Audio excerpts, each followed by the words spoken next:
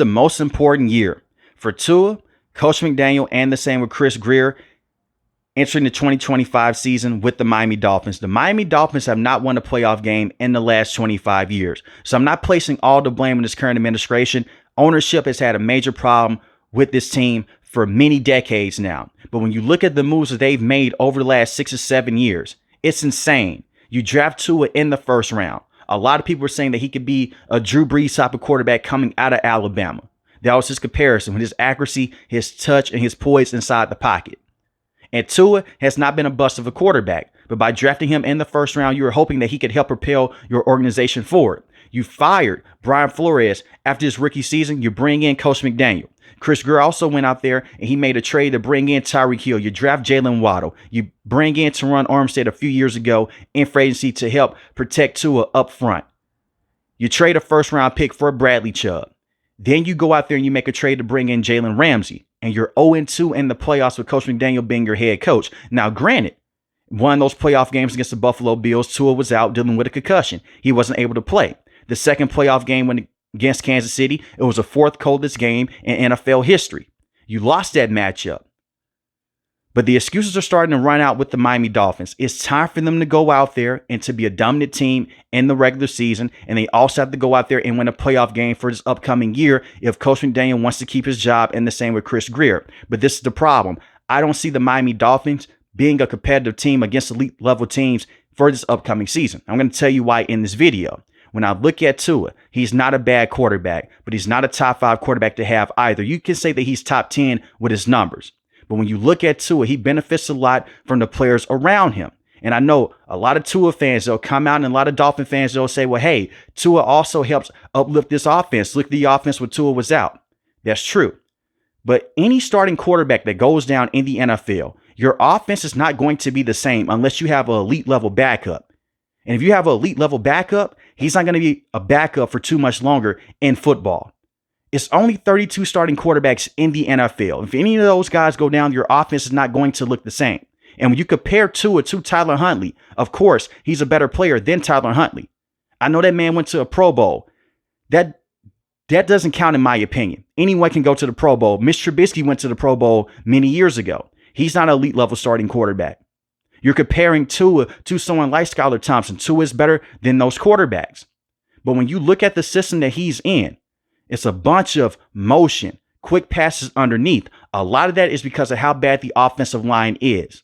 But let's also talk about the weaknesses with Tua, because even though he has the great accuracy at times, the great touch inside the pocket, he can move around and make plays every now and then. When that offensive line protection breaks down, he can't make plays out of structure like Josh Allen, like Joe Burrow, like Jalen Hurts, like Patrick Mahomes. So you're asking for Tua to go out there and make up for a putrid offensive line. And it's not his fault that this offensive line has been very inconsistent and has been terrible at times. That's on Chris Grier because he hasn't addressed his offensive line enough in the past. And he's let some key players go on this offensive line as well, especially inside the interior. But whenever the system breakdowns around Tua, they're not the same offense. That's why they have a winning record against teams below 500. Mike McDaniel has a 28-23 record overall with the Dolphins against teams with a winning record. Him and Tua, when Tua has been fully healthy, they're 2-13. And they're getting outscored by 2 or 3 possessions. That's insane. They can't compete with teams like Kansas City, like the Philadelphia Eagles, the Baltimore Ravens on a consistent basis because they are tougher up front and they put that pressure on Tua over and over again and they force him to get off his spot. They don't let Tua just go back there, hit the 5-step drop and bounce around and hit Tyreek Hill in stride.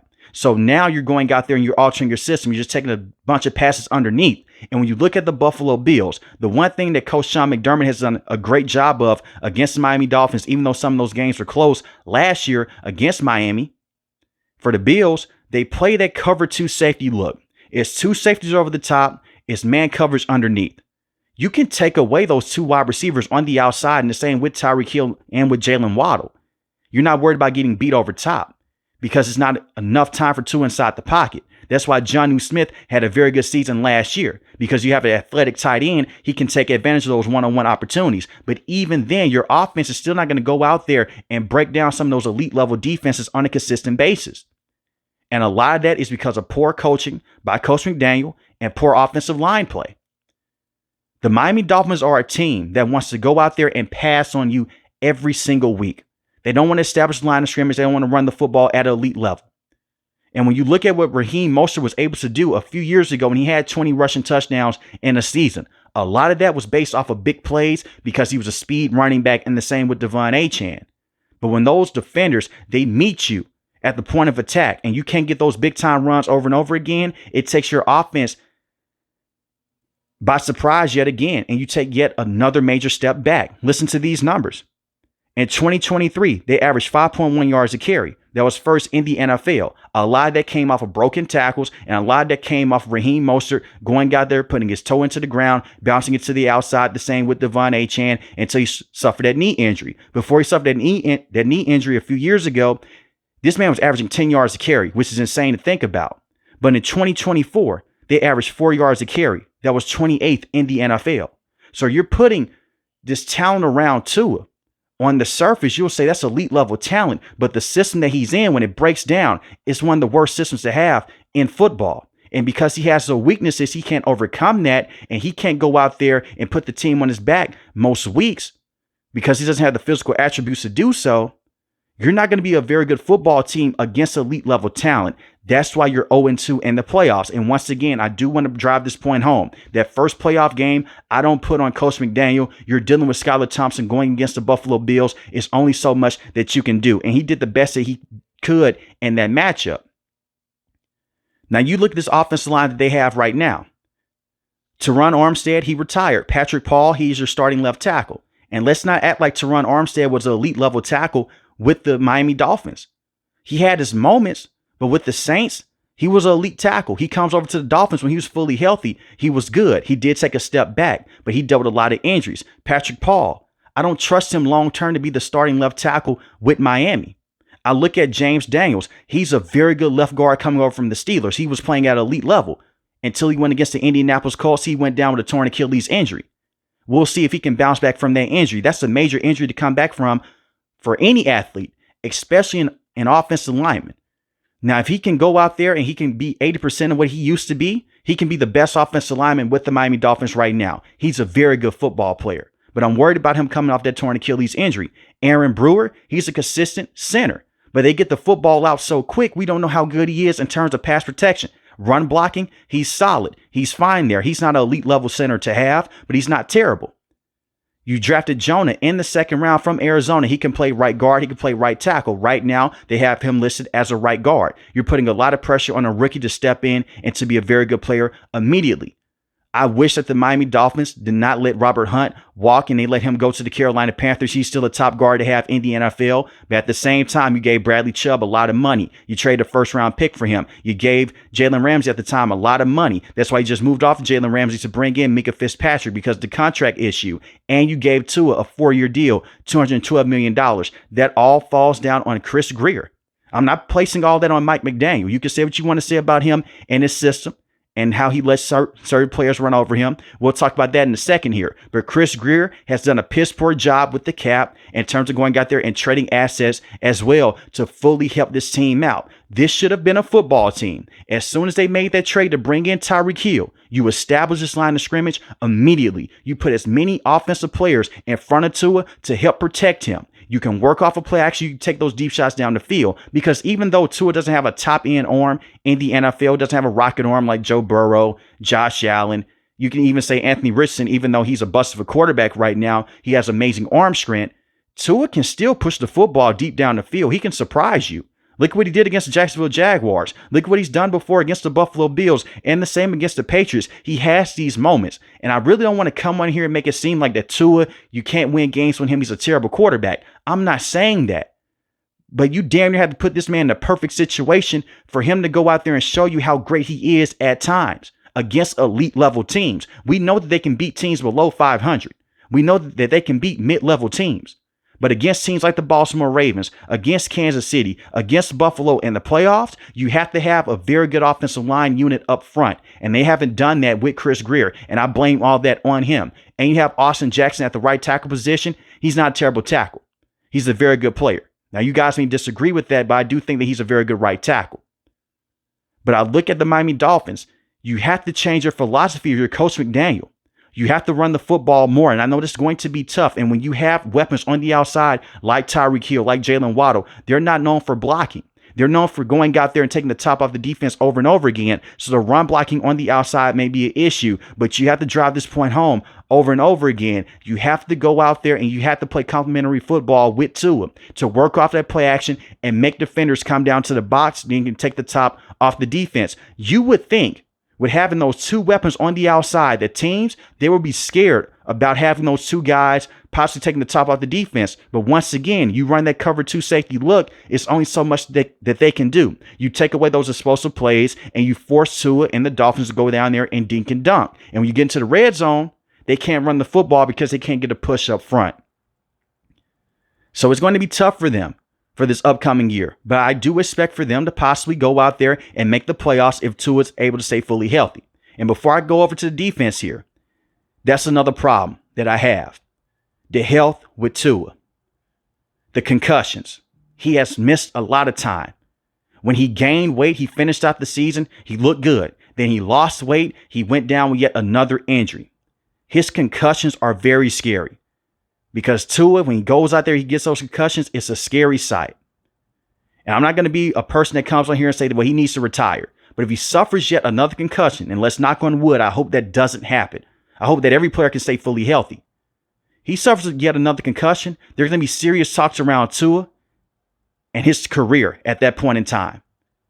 And let's not act like that concussion against the Buffalo Bills early in the year was on the offensive line. He ran outside the pocket. He dove head first into DeMar Hamlin's chest. He went down with yet another concussion injury. We go back many years ago, and I would stand on this point. I know a lot of Dolphin fans, they hate when I say this. He did not suffer a back injury early in that year. It was a Thursday night football game. He suffered a concussion. He had to get stretchered off the field. He suffered a head injury that Sunday, and the Dolphins medical staff, they let him down. Players, they're going to want to go out there. They're going to want to compete. But when you saw him shaking his head and Teron Armstead had to help him up, Coach McDaniel should have went out there, called the timeout. Hey, we're pulling you out the game. And medical should have said, you know what? We're going to let you see another week. We're going to shut you down for this game. But they didn't do that. They pushed that man back out there and they let him play. And he suffered that dangerous concussion against the Bengals. That's 2 head injuries in a span of less than a week. Because it was a quick turnaround from Sunday to Thursday. The Dolphins have done a piss poor job of taking care of Tua, and I believe they're going to go down a scary side here sooner than later if they can't go out there and win this playoff game for this upcoming year. Because you look at it from this standpoint, Chris Grier, you haven't done enough to help this team out moving forward. You made a lot of big time trades, but on the surface, it hasn't worked out for you. And I look at Coach McDaniel. You had Vic Fangio as your defensive coordinator a year ago. You go out there, you let him go. He goes to the Philadelphia Eagles. They win the Super Bowl. A lot of players, they hated Vic Fangio. They hated him because he was about discipline. Week in and week out. Coach McDaniel, he's a player's coach. Now, we've seen Sean Payton go out there. He's a player coach. The same with Mike Tomlin. It's a bunch of player coaches that we've seen before. But they're also about discipline. When you read these reports about players showing up late to meetings, and they deal with this in-house. And we've heard Coach McDaniel say this before. We just deal with it in-house. That's not the way to go about things. You have to discipline your players. I understand that you want to have a close relationship with them. And not every player, not every coach has to go out there and run their team like it's a military group. But at the end of the day, if they're showing up late to practice, discipline them. If they're showing up late to meetings, discipline them. Because if they don't, they're going to continue to do it over and over again. You look at Tyreek Hill. This man had the incident with the police officers, and say what you want to say about that incident. He's speeding on the road, innocent bystanders around. The reason why he's speeding is because he's late. There's not accountability there. He wasn't late with Andy Reid, and when Andy Reid had problems with Tyreek Hill, he disciplined him. And the same with Travis Kelce and other players before. So I look at Coach McDaniel. He may be in over his head as a head coach. It seems like he's better as an offensive coordinator than a head coach. And that sucks to say because if you know the story with Coach McDaniel, with him being an alcoholic in the past, it's a great story. He goes out there, he becomes a head coach with the Dolphins. He gets the most out of this roster, and everyone was rooting for him. He's one of my favorite coaches to go out there and hear from because he's a fun guy, it seems like. But the players that continue to run over him over and over again, if he continues to let that happen, I can see ownership stepping down, firing him and Chris Grier. And you trade Jonnu Smith to the Steelers. And we'll talk about this more in depth when we talk about the defense here with Mika Fitzpatrick, with him coming back to the Dolphins. You bring Darren Waller out of retirement. Darren Waller on paper is a perfect fit with the Miami Dolphins because he's a speed tight end. 4 or 5 years ago, he's a top receiving tight end in football. I look at Darren Waller right now. This is a man that couldn't stay healthy with the Raiders. He has a great story of his own. Was able to bounce back from addiction. Amazing story. But let's be real about it for a second. With the Raiders, towards the end of that tenure, he couldn't stay healthy. They moved off of him. Goes to the Giants. He didn't have a great year with the New York Giants. Granted, he's playing with terrible quarterback play and a bad offense. But at the same time, he hasn't been that top receiving tight end in many years now. And you're expecting for him to come out of retirement with a year off to go out there and just be this top receiving tight end again? I don't see it happening. Jonnu Smith was the perfect player to have in this system. He was a perfect tight end that could take advantage of those one-on-one opportunities with the linebackers and with the safeties. And this is the kicker. He was able to stay healthy. He was a solid run blocker at times. We look at Darren Waller. He's essentially a wide receiver in a tight end body. Now, if he can turn the clock back around, maybe the year off can help him get healthier. He gets his mind right. Maybe he can be this top receiving tight end again. But we've seen him deal with so many injuries through the years. I don't trust for him to be healthy. And you look at someone like Tyreek Hill. I don't think Tyreek Hill wants to be with the Dolphins anymore. He came out and he said, man, I'm out. I have to do what's best for me. The Dolphins came out 2 weeks later. It's reported that they told him, hey, we're not going to trade you. We want to keep you around. We built this wide receiving core around you. When he first came over to the Miami Dolphins, he was hyping up Tua. He was saying that Tua was the best quarterback in football. He was the most accurate quarterback. Now he's changed his tune. Only for him to come back just a few days ago, he goes to Tua. He apologized. But Tua comes out to ESPN and he tells him, we have to work on our relationship. You don't just come back from saying, hey, my bad, you have to work on that. So we're talking about a roster here with their star wide receiver that isn't bought in. He doesn't want to be with the team. And I don't blame him because Tua hasn't been able to stay healthy. His numbers have taken a dip. And now a lot of analysts are questioning, is Tyreek Hill the same player? Is he the same player that he once was with Kansas City? He was never going to be the same player with Kansas City. He was never going to be the same player with the Dolphins that he was with Kansas City. The offensive structure is not the same. You had him, you had Travis Kelce, you had Patrick Mahomes. You come over to the Dolphins, it's about timing, getting in and out your break precisely. Andy Reid was able to go out there and give him the football on a consistent basis over and over again. With the Dolphins, they feed him. But when Tua goes down, he's going to take that step back statistically, like how most offenses do when their starting quarterback goes down. And when I look at Tyreek Hill, still amazing wide receiver, 81 catches, 959 receiving yards last year, 6 receiving touchdowns. That's a down year for him. But he had the wrist injury early in the year. Your starting quarterback was out. I still think that you can get 1,200 receiving yards from Tyreek Hill. I look at Jalen Waddle, very good football player on the outside. I love this signing by them going out there and bringing in Nick Westbrook-Ikhine. Nick Westbrook-Ikhine is a sleeper. He had 500 receiving yards last year, 32 receptions, and 9 receiving touchdowns. 15 yards a catch. He comes over from a terrible offense with the Tennessee Titans. He had Will Levis being his starting quarterback. Mason Rudolph came in. And he played a couple of games there. But Nick Westbrook-Ikhine can be this very good outside threat, playing alongside these two wide receivers. We'll see what happens with this offense, but they need Tua to stay fully healthy. This offense, they will pop off when it's September, October, even early November. But when late November hits and December hits, they're not the same team. And I look at their defense here. Anthony Weaver is not a bad defensive coordinator. Their defense played very well last year with all the cards they were dealt. They played very well with Vic Fangio when the pass rushers went down. But I look at someone like Bradley Chubb. He missed all of last season.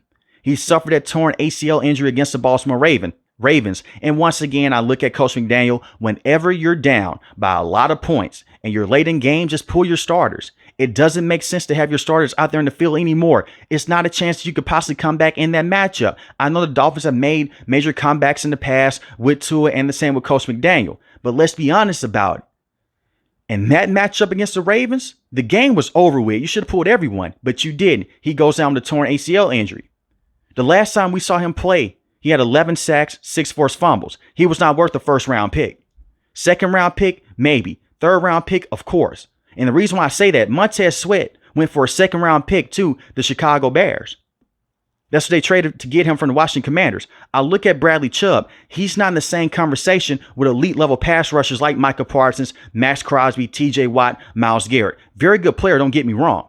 But you traded a first round pick and you had to pay this man. There is no way in hell I would have gave up a first round pick to the Denver Broncos to bring in Bradley Chubb. A second round pick at the most because I have to pay him. But this was an organization that was desperate for pass rush. You draft Jalen Phillips, very good football player. But he's dealt with so many injuries, torn Achilles injury, a knee injury. He hasn't played a full season in quite some time. And let's not forget, at the college level, he took time off because of his injury history. So your two best pass rushers are injury prone because this was not the first ACL injury that Bradley Chubb has suffered. He suffered a torn ACL with the Denver Broncos. And once again, I would have brought that up in the negotiation period with the Denver Broncos. This is a player. He needs a contract extension. He suffered an ACL injury before. I'm not giving you a first round pick. But Chris Grier, he's doing the best that he can, I guess. But you have Jalen Phillips, you have Bradley Chubb. They can stay fully healthy. That's a very good pass rushing tandem. So with both of these guys going down, you draft Chop Robinson in the first round. You should have went with an offensive lineman, addressed that position immediately. But you go with Chop Robinson, not a bad football player. I do expect for him to be one of the better pass rushers with the Miami Dolphins for the next couple of years. 6 sacks last year, and the pressure rate got higher every single game. He can be a premier pass rusher for many years with Miami. And he's going to have to be that guy immediately going into year number 2 because of the health of Jalen Phillips and the same with Bradley Chubb. I look at Kenneth Grant. You drafted him in the first round. I love this pick, by the way. Kenneth Grant is a phenomenal defensive tackle coming out of Michigan, can stop the run, can get to the passer. When you look at the Dolphins, let's just take the injuries out of it for a second. You have a very good front seven. You look at Zach Seiler. He had 10 sacks last year, 1 forced fumble, 1 interception. All of those players in the front seven, they can get to the quarterback on a consistent basis, and they're going to have to play through their front seven. Because when I look at the cornerback position, they have a lot of unproven players there. But this front seven, you can live through them, you'll be fine. And we've seen this before. We've seen teams go out there, they have these guys at the cornerback position. They're not elite level players. But their front seven is so good that they can get at you over and over again. Your secondary doesn't have to hold up for as long. And I look at Anthony Weaver. He plays a lot of split safety. You could play a lot of cover 1 with Minka. You could play some cover 2 with him. He's still a very good safety to have in football. You could say that he's slowing down statistically, but he still takes away the middle of the field. He is a step slower than he used to be when he first got traded to the Steelers. Oddly enough, he got drafted by Miami, got traded to the Steelers. He was a red hot safety at the time, but he's still a top 5 safety to have in football. So you have to live through this front seven. Linebackers included. Terrell Dotson, very good football player in the interior of your linebacking room. I look at Jordan Brooks. He's a very good football player as well. He's underrated. You can cover running backs out of the backfield. He's a tackle machine. He had 86 solo tackles last year. He's very good and he's very stout against the run. And this is the thing with Jordan Brooks. He's so physical at times, you may want to match him up on top receiving tight ends. I wouldn't do that, but we've seen him have success in the past with the Seattle Seahawks. So that's a home run pickup with Chris Grier. Very good interior linebacking room. Now, as far as the secondary, you signed Jack Jones. I look at someone like Jack Jones, had 3 interceptions last year, 16 pass deflections. He's not a bad cornerback, but he's not a true number 1. But he's a veteran that comes in. He can be your number 2 cornerback straight out the gate. He can be your number 1. But once again, I wouldn't trust him on wide receivers like Jamar Chase. I wouldn't trust him on a wide receiver like a Justin Jefferson. But he's not a terrible cornerback to have. He's a playmaker. He's going to take the football away. You also sign another veteran cornerback to come in this room.